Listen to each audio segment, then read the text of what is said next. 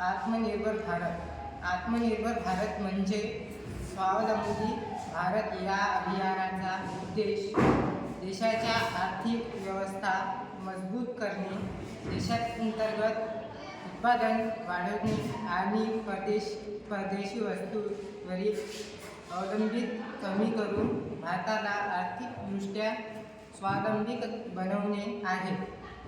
मे 2020 मध्ये कोविड-19